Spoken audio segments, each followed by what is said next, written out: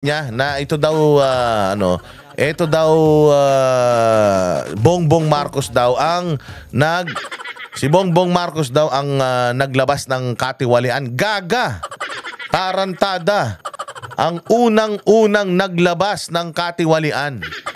Oo, kasi ito papakita ko lang sa inyo yung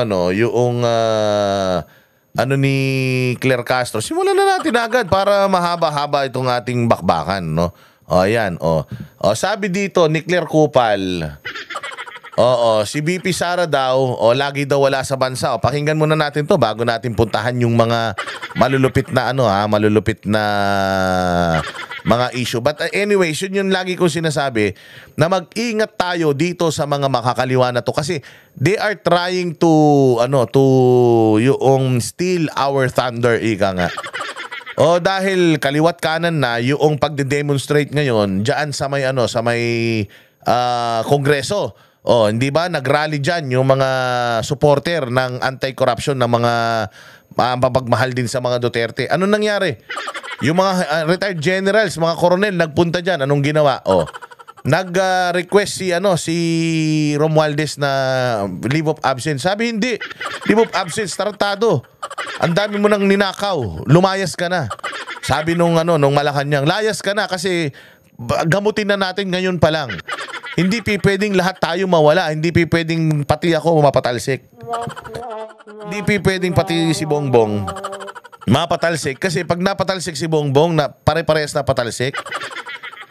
Sigurado putang ina lahat ng ari-arian nila, lahat ng angkan nila sigurado dudurugin ng taong bayan, lahat ng mga ari-arian nila kukunin ng taong bayan kasi nakita na nangyari sa nangyari na sa Nepal, nangyari na sa Indonesia. Alam nyo ba na sa Paris ngayon, ang gulo-gulo din Oh, sa Paris. Oh, diyan sa may Parisan, hindi.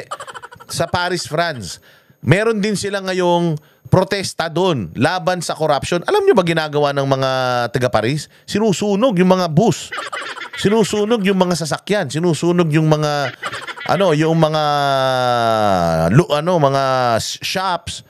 Oh, ganyan magprotesta sa ibang bansa. Hindi ko sinasabing ganyan din tayo dapat magprotesta. Pero ang sinasabi ko lang is yung issue ng pagnanakaw, hindi lang dito sa Pilipinas, sa buong mundo, kinukundina na at yung way ng pagkundina nung ibang mga bansa, marahas. Buti dito sa Pilipinas, tamad mga Pinoy. Buti dito sa Pilipinas, magpasalamat kayo, mas importante sa Pinoy mag-rant sa Facebook kaysa magpunta sa kalsada. Pero matatapos na yan unti-unti at nararamdaman na nitong gobyerno na to yung pressure, mga bossing. Kita nyo, natanggal na si Romualdez. O kita nyo, si Saldico, pinauuwi na ng mga buang.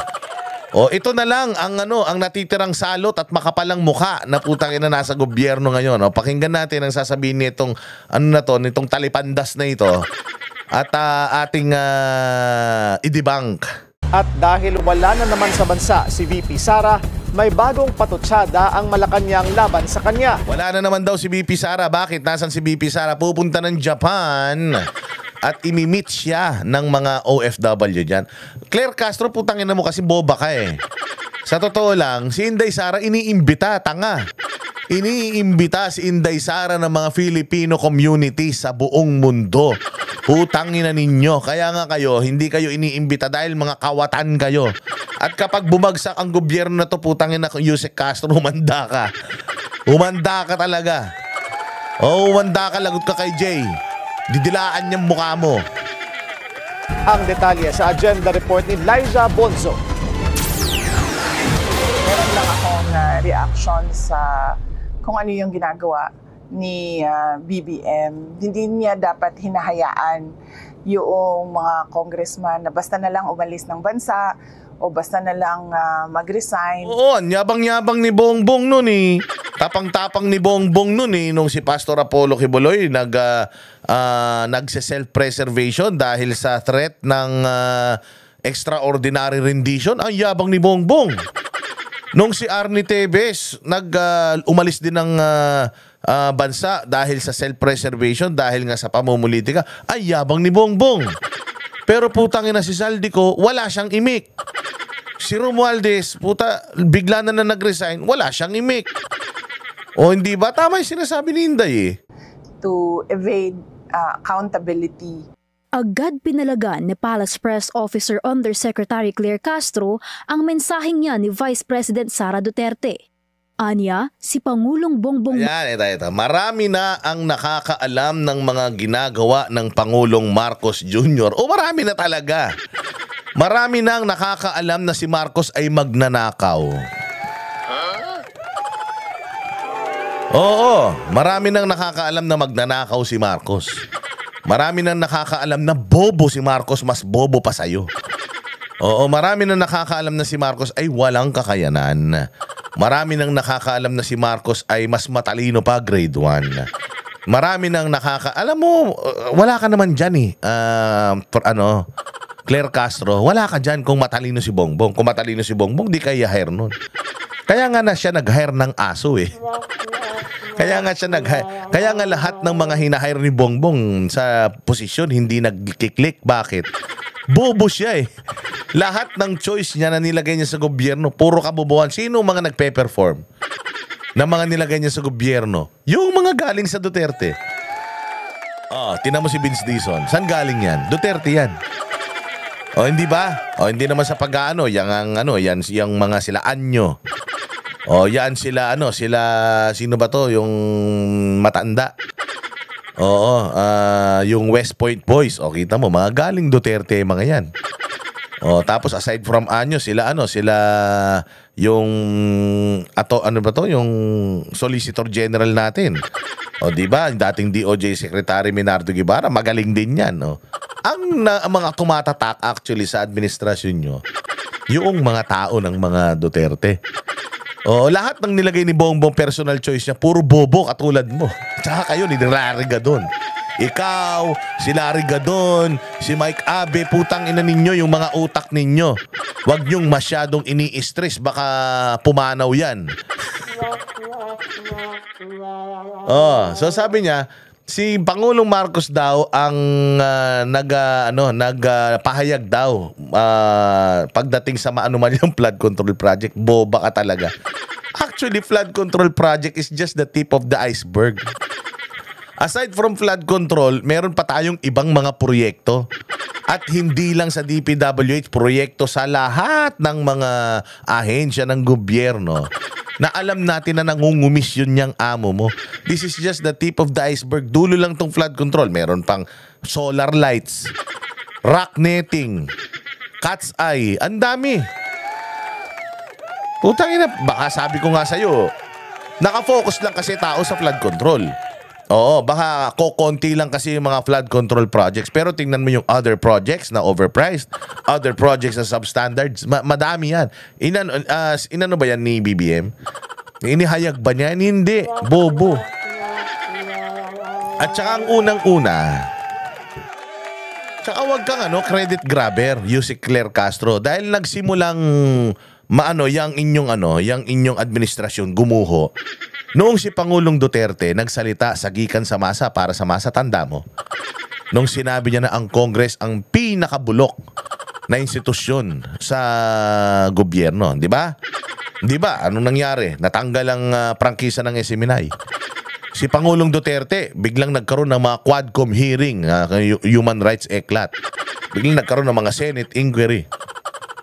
Biglang kinancel yung gikan sa masa para sa masa.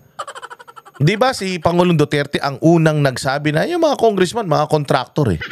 Kasi alam ni Pangulong Duterte yung mga pagnanakaw. Nung panahon niya kasi, somehow, natakot ang mga magnanakaw. Kasi nga, alam niya yung scam eh. Hindi. Nung panahon ni Bongbong Marcos, unang-unang ginawa niya, tinanggal ang PACC. Pinanggal ang PACC. Pangalawa, anong pangalawang ginawa niya? Nung panahon ni Pangulong Duterte, lahat ng smuggled vehicles, smuggled items na nakukuha sa customs, winawarak. Nung panahon ni Bongbong Marcos, hindi ba tinigil yan? Hindi kayo makakaisa sa amin. Alam namin nangyayari, putang ina ninyo. Maloloko nyo siguro yung mga bobong tagasunod ninyo. Pero kaming mga ordinaryong Pilipino, hindi naman kami mga aral, hindi naman kami mga abogado, pero alam namin yung sinasabi namin bakit. Kasi masayang-masaya kami nung panahon ni Pangulong Duterte.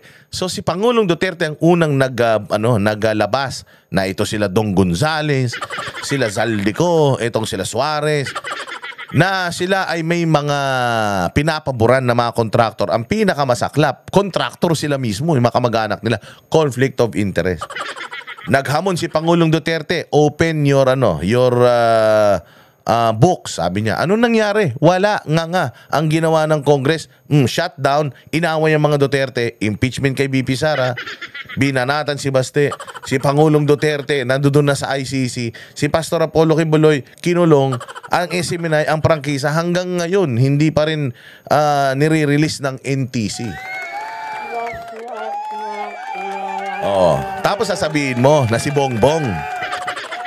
Bongbong ang naglabas ng mga ano na yan. Putang ina, gumising ka, Claire. O sige, diretso. Marcos mismo ang nagsimula ng mga Ayan, hindi nakakapagtaka na hindi alam ng Vice Presidente ito dahil madalas siyang wala sa Pilipinas. Alam mo, Claire Castro, si Vice President yan. Meron din siyang kumbaga yung intelligence community reports to who? The President and the Vice President. Lahat ng alam ng Presidente, alam ng Vice President. Kaya nga hindi makaporma yung amo mo eh. So alam ni Inday lahat ng kagagawa ng amo mo. Wag mo sabihin dahil lumaalis siya, hindi alam. Alam niya lahat. Si Chavit Singson nga, daming alam sa amo mo, si Inday pa. Hello. Kahit na nakapikit ka, kahit natutulog ka, alam mo na si Bongbong magnanakaw. Kahit ano pang sabihin mo, kahit sanggol nga pag tinanong mo nga yung bata yung kapitbahay namin, nasa crib pa, nasa yung stroller, tinanong ko, kilala mo si Bongbong? Ay, magnanakaw, sabi. Utang ina to si Claire Castro, wala na to. Sino ka ba? Utang ina ka, bakla yung amo mo, hindi nga kaya magsalita tas ikaw ang taga-sagot dyan. Utang ina nyo, dami yung spokesperson. May spokesperson si Congress, may spokesperson si Speaker, may spokesperson yung impeachment. Putang ina, ikaw spokesperson, punong-puno kayo ni spokesperson, puro kayo bobo. Investigasyon sa maanumalyang flood control projects, pero hindi na raw nakapagtataka na hindi ito alam ng bise dahil lagi siyang wala sa bansa. At kung sa ganitong usapin lang din raw, ano ang pinagkaiba ng pagbabiyahe ni Duterte sa pag-alis ni Ako Bicol Party List Bobo talaga Ano daw ang kaibahan ng pag-alis ni Inday sa pag-alis ni Zaldico? Si Zaldico umalis kasi pinatakas nyo dahil putang ina ituturo kayo nito. Inactivate nyo si Zaldico di ba? Ang pag-alis ni Zaldico, tumatakas siya sa responsibilidad niya. Si Inday umaalis kasi nga nagpapalakas siya. Kailangan niya na yan sa 2028 magiging presidente siya. Putang ina, kawawa ka, Claire Castro. Maniwala ka. Maniwala ka, Claire Castro. Putang magiging taong grasa ka.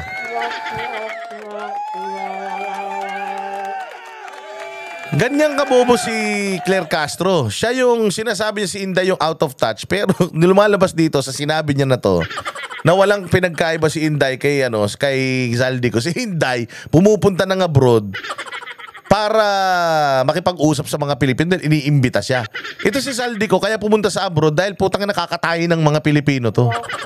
At saka si Inday bumabalik ng Pilipinas, tanga. Sa ayaw at sa gusto mo, babalik ng Pilipinas yan. Sabi nga nung kulot-salot na na bagong congresswoman dyan sa Congress yung sa Kabataan Party List ba yung hayop na yung pinagli sa bulbul ng kabayo. Sabi nga niya, sana umalis na daw si Inday Sara at wag nang bumalik katulad ng tatay niya. Tangina sa sobrang hindi nila kayang talunin si Inday, ayaw na nilang bumalik ng Pilipinas. Tangina nyo. Wala kayo talagang ubra kay Inday Sara. Si Inday babalik yan at putang inaasa rin kayo niya na araw-araw. Pero itong si Bongbong, lalo ka na Claire, wala na. Ito, kinukumpara sa Zaldico. Si Zaldico, ang daming nilalaglag na nga siya ng sarili niyang mga grupo Hindi ba, tingnan ninyo yung BGC Boys, alam niyo yung BGC Boys? Yung mga magnanakaw sa DPWH, naglalaglagan na sila. Ganon din na nangyayari dito sa Malacanang Boys. Putang ina, naglalaglagan ng mga gago. Nilalaglag na nila si Saldico. Susunod nilalaglag nila si Romualdez. Tapos yung mga kaibigan ni Romualdez na mga makakaliwa, tinan niyo yung mga makakaliwa na kaibigan ni Romualdez. Ang binabanatan si Inday at saka sino? Si Inday at saka si Bongbong. Hindi nila binabanggit si Romualdez. Yung mga dilawang tae at saka mga pulango na tanga. Si Saldico at saka si Romualdez naman yung nilalaglag nila.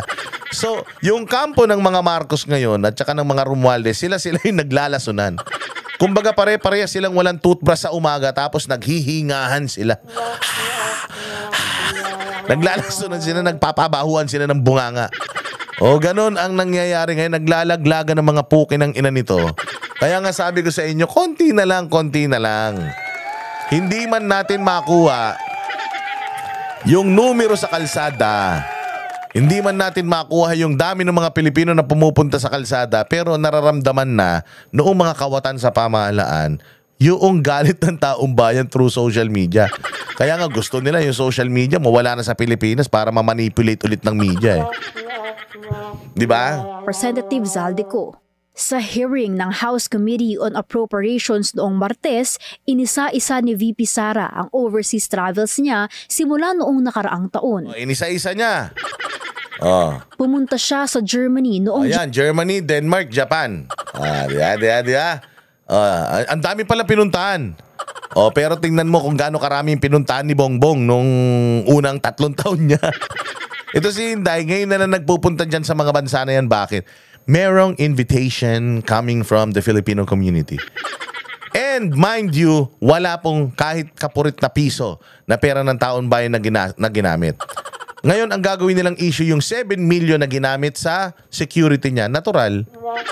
Ikaw nga Claire Castro, wala kang silbi sa bayan Palamunin ka na nga namin, may security ka rin Di ba?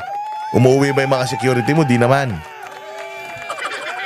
Baka nga yung iba dyan, binibembang ka pa July 2024 at sa Denmark noong December. Nakailang biyahe rin siya sa the Netherlands. The Netherlands? Paano hindi ka mabiyahe sa Netherlands? Gusto nyo yung tatay nyo, daling ko sa ibang bansa, wag nyong bisitahin. At saka tingnan mo ganito kabobo si Claire Castro. Yung Congress mismo, hindi nagreklamo sa mga biyahe niya. Bakit? Kasi sinabi niya, lahat ng mga travels ko, pagka hindi official, wala akong ginamit na pera ng taong bayan. Kapag official, ang ginagamit ko, ang dinadala ko yung mga taga-OVP. Pero kapag hindi official, wala akong ginagamit na pera ng taong bayan. Wala akong ninakaw na pera. Wala akong per dime. Wala akong ganito. Wala akong ganito. At lahat yan, makikita ninyo sa listahan ng expenditures ng opisina ko. Nagreklamo Congress? Nagreklamo Congress? Hindi. Sino nagrereklamo? Si Claire. Bakit? Kasi mahina ang sentido. Bobo kasi una sa lahat ng mga biyahe na to, bakit nakaalis si Inday Sara? Official yan o hindi? Bakit nakaalis si Inday? Makakaalis ba si Inday nang walang approval ng Malacanang? Hindi makakaalis si Inday Sara nang walang approval ng Malacanang. May approval doon ng Malacanang. Ba't nirereklamo mo? Ba't ka nagre-reklamo, Claire Castro, na umaalis si Inday? Ina-approve nyo naman, mga ulol kayo. Kung ayaw nyo palang umalis si Inday, wag nyo i-approve. Tanga ka pala Boba ka. Yung taon at simula August, nagpunta siya sa Kuwait, France at Belgium. No public funds were used for all my travels. I did not charge representation. I did not charge tickets. I did not charge per dime for all my travels. Giit. Anong mahirap intindihin yun, Claire Castro? Tangina, ganito nakabobo yung yung PCO nila. And besides, Claire Castro, you are talking about corruption. Putang ina nyo yung PTB4. Yung PTB4, magnanakaw yan, sabi ni Mike Abe. Di ba? Yung PTB4, corrupt, sabi ni Mike Abe, yun ang asikasuhin mo. Huwag mong tingnan yung bayae ni Inday Sara, putangin ang silinisin nyo yung tumutulong mga kisame nyo sa PTB4. Yung mga bulok, walang aircon ninyong mga opisina dyan, yung mabaho nyong istasyon. Yun ang atupagin mo, Claire. Huwag mong isipin yung iba, hindi mo saklaw yan. Kami ang boses ng masa, hindi natatakot. Katotohanan lang, di kami nalulunod. Walang bahid ng sismis, lahat ay totoo. Kahit sino ka pa, pag mali ka babanatan ka. Walang pinipili kulay, wala kaming kinikilingan. Basta para sa bayan, kami lalaban. Pag tama palakpakan, pag mali banatan. Di matitinag, di matatakot, para sa bayan tuloy ang sigaw. Sa harap ng kamera, walang halong takot. Mga baluktot, lahat kayo'y tutumba. Ang hustisya at totoo, yun lang ang mahalaga. Kahit sinong harang, di kami matitinag.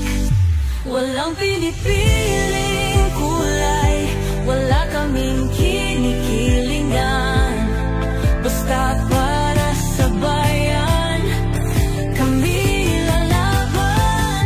Pag tama palakpakan, pag mali banatan. Di matitinag, di matatakot, para sa bayan tuloy ang sigaw.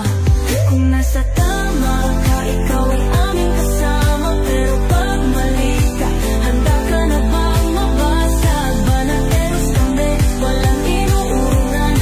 Dahil bayan muna, bago ang sarili.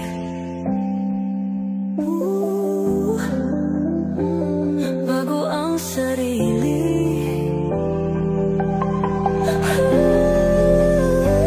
Pag tama palakpakan, pag mali banatan. Banateros ang sigaw, katotohanan ang laban.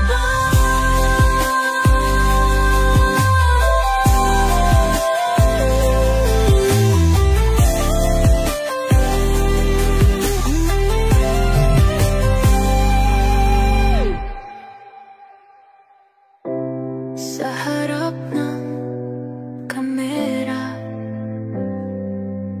walang halong